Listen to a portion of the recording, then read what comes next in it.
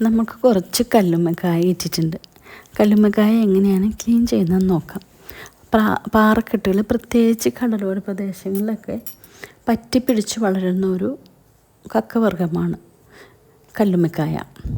അത് കുറച്ച് നേരം നന്നായിട്ട് വെള്ളത്തിലിട്ട് കഴുകി വൃത്തിയാക്കിയതിന് ശേഷം അത് നമുക്ക് കുറച്ച് ഉപ്പിട്ടൊന്ന് വേവിച്ചെടുക്കാം. അധികം നേരമൊന്നും ആവി കയറ്റേണ്ട, കുറച്ച് നേരം ആകുമ്പോഴേക്കും അത് റെഡിയാകും. കാരണം നമ്മൾ അല്ലാതെ ഇനി കുക്ക് ചെയ്യുന്നുണ്ട്. അതിന് ശേഷം എല്ലാനും ഷെല്ലിൽ നിന്ന് വേർപ്പെടുത്തിയെടുക്കാം. മറ്റൊരു ഷെല്ല് ഉപയോഗിച്ച് നമുക്ക് മറ്റേ വശത്തിൽ നിന്ന് വേർപ്പെടുത്തിയെടുക്കാം. അല്ലെങ്കിൽ കൈകൊണ്ട് തന്നെ ഈസി ആയിട്ട് പോരും. അങ്ങനെ എടുക്കാം. എല്ലാനും വേർപ്പെടുത്തി വെച്ചതിന് ശേഷം ഓരോ കല്ലുമ്മക്കായ എടുത്ത് അതിൻ്റെ ബാക്ക് വശത്തിലൊന്ന് പൊട്ടിച്ച് ആ കറുത്ത നിറമുള്ള അഴുക്കൊന്ന് ക്ലീൻ ചെയ്ത് കൊടുക്കണം.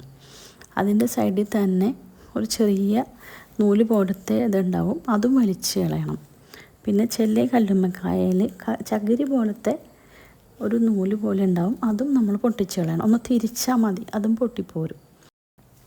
കല്ലുമ്മക്കായ കിട്ടിയാൽ ഉടനെ തന്നെ കുറച്ച് നേരം നന്നായിട്ട് വെള്ളത്തിലിട്ട് കഴുകി എടുത്തിട്ട് സ്ക്രബ്ബർ വെച്ചിട്ടോ അല്ലെങ്കിൽ കത്തി വെച്ചിട്ടോ പുറമേയുള്ള അഴുക്ക് എപ്പോഴും ചുരണ്ടി കളയണം.